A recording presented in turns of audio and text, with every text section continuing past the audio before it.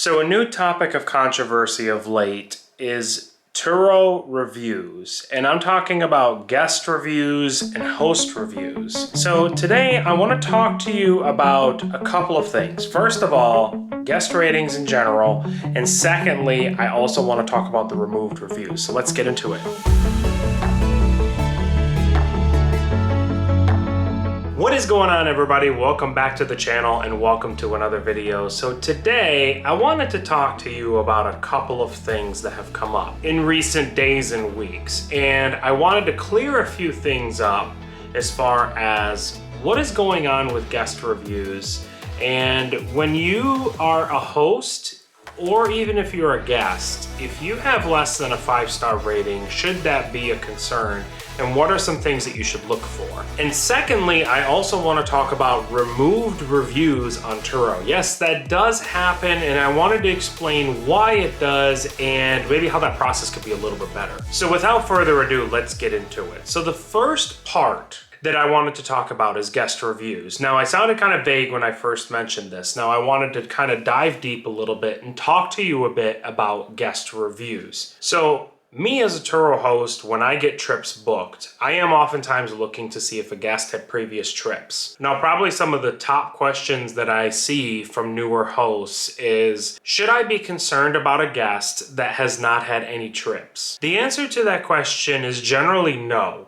A lot of people do not know what this platform is, so they will not have any previous trips, will not have any ratings. They will have a lot of questions. Some of them don't have questions at all, but there is not any reason to be worried about a guest that has not had any trips in the past. This is absolutely very common, and you are likely going to run into it a lot if you are a Turo host and a guest is booking trips. Now, one of the ones that I feel like scares Turo hosts the most is guests that have less than 5-star ratings when they book a trip. So I'll tell you a little bit about my process of what I look for when a guest books a trip and they have less than 5 stars. Generally, the first thing I'm going to do is look at the guest profile. I want to see if the guest has had any verbatims from a host that explains why they were rated less than 5 stars. Sometimes somebody has written a verbatim, sometimes somebody has not. I will tell you, if you are a host or even if you're a guest and you're rating anybody less than 5 stars, please explain why. I have had 2 guests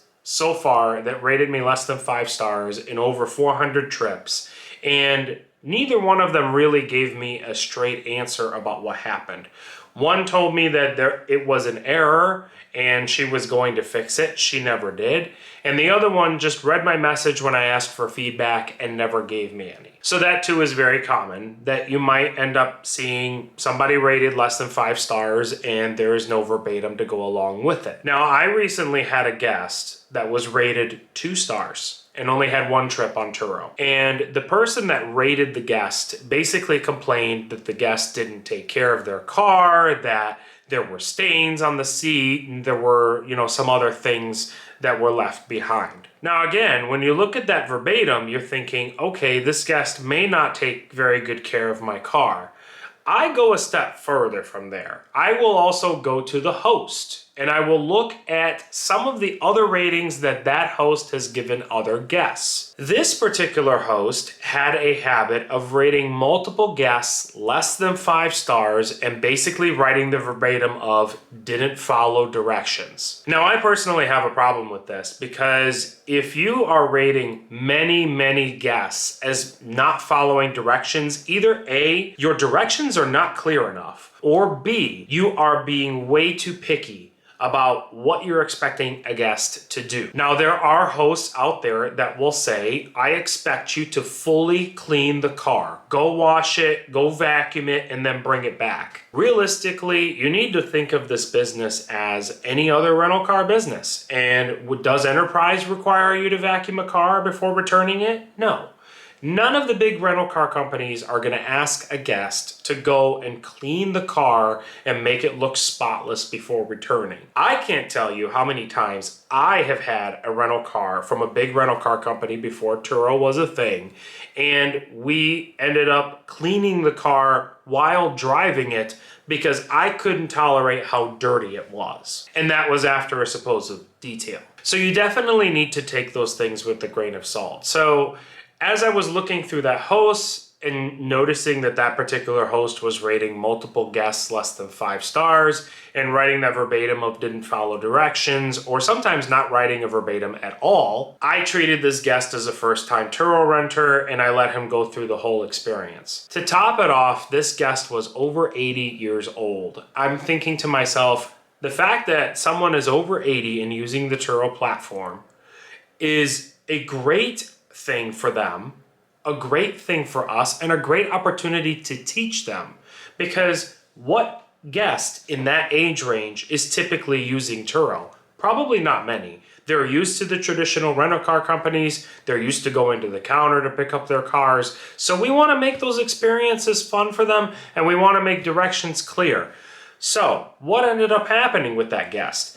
He followed every piece of direction to the T, sent me everything that needed to be sent, as far as the pictures of his license and the selfie with his license, took great care of the car, never damaged it, never stained it, never made it smell bad, and the trip was perfect. When I ended up rating that guest 5 stars, his star rating went up to 3.5. So he's forever gonna bear the scar of that one host who was being way overly picky. And I applaud him for deciding to give this another shot, even in spite of that host and the rating that they gave him. So the moral to that story is, please just look at these things with a grain of salt and don't take everything at face value. Don't judge a book by its cover. Do some research and figure out, did the guest truly earn that rating? And if you are rating somebody and you want to give them less than 5 stars, set someone else up for success and explain what happened. Now, the other topic that I wanted to talk about that has come up lately is removed reviews on Turo. So I have the policy pulled up from the terms of service on Turo that explains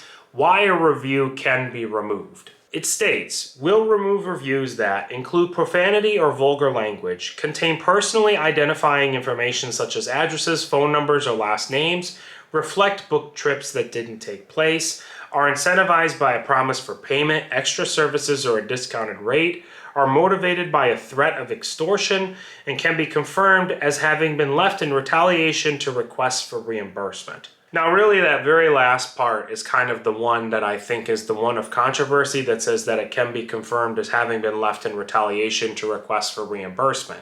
Now, I just watched a video recently of a guest that had a trip, was pursued for damages, and then left a bad review because the damages that were being pursued were likely not to have been caused by the guest. Some of the damages that the host was pursuing was absolutely ridiculous, like fingernail scratches underneath the door, a small scratch in the bumper, and it was all stuff that can be very easily cleaned up if you're an experienced detailer and you really wanted to clean it.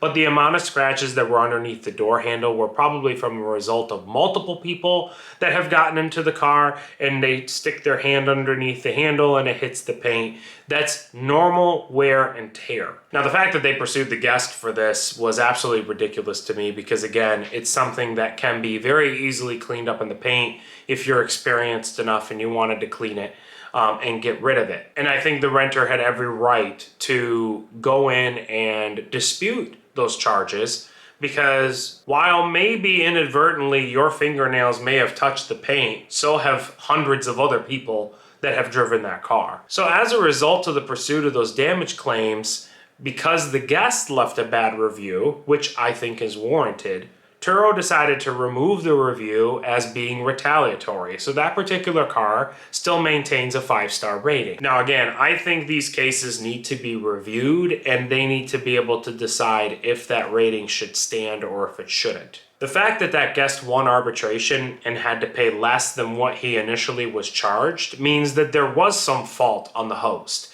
and therefore that rating should have stood. I believe this is an opportunity for Turo to revisit the retaliatory review policy, and in situations like that, be able to allow the guest to keep their rating so that other people can see that this experience did occur. Even if there were a slight fault on the host, there is definitely an opportunity for others to see that this guest had a bad experience. Now, as far as the claim, I mean, like I said, having experience as a detailer, I know that these can be easily cleaned up. I rent my cars out knowing that there are gonna be scratches, there are gonna be dents, there are gonna be things that's gonna happen to the car that I'm gonna have to fix. Now, don't rent my cars and scratch them knowing that I'm gonna fix them, obviously, but there is going to be wear and tear on your vehicles when you are renting them out. They are not going to be perfect. I have cars with broken pieces of trim or flimsy pieces of trim, scratches on the interior trim, dents on the outside of the car. Not to a point that the car looks like a giant pile of garbage, but it's gone through its share of battle scars. I rent my cars out knowing that these things are going to happen and having a plan to be able to fix those things as they come up. So basically for me, moral of the story is Turo really does need to revisit this removed review policy and be able to have some sort of arbitrary ruling or allow the guest to resubmit a rating or allow a guest to have their rating stand so that other people are aware, because now that car that had the review removed is still maintaining that 5-star rating, and guests have no idea about the experience that they had with that particular renter and will unknowingly pick up that beautiful car that's in the photos and then get pursued for damages that they didn't cause. So that's all I have to say as far as reviews. Now, even though I was kind of bashing our removed review system, I will tell you a lot of times it has helped me in situations where I needed to pursue a toll charge and a guest left me a bad rating because the toll charge was too small. My charges are automated. I don't go in there individually and go after a guest for 20 cents on a toll. I'm not saying that's how much it actually was, but the system automatically charges the guest for the toll that they drove through. I run a business. I need to collect my funds. And if you're not happy about that and you want to rate me a 1-star rating because my system is automatically pursuing you for tolls, then that's retaliatory, and therefore that needs to be reviewed. That's a lot more cut and dry than something like this other situation. What do you guys think? Leave a comment down below and let me know what you think Turo should do as far as this policy. I do believe there needs to be some sort of subjectivity when it comes to looking at these reviews and being able to remove certain ones under certain circumstances, but I'm not saying that every single one of them should be able to be reviewed and removed given the circumstances. I think there needs to be a better review process. But let me know what you think down in the comments below. And I truly appreciate you watching, and thank you for supporting the channel. If you like this content, give it a big thumbs up, and please consider subscribing if you like what we're doing. We will be doing a little bit more as far as some of the stuff outside. I'm hoping to get some of our cars ceramic coated and detailed, so we will be posting a couple of videos about that very, very soon. So keep an eye out for that as well. Meanwhile, if you need a rental in Jacksonville, please visit AtchooRentals.com. We have everything from small compact cars to giant minivans. Thank you all again, and have a great day.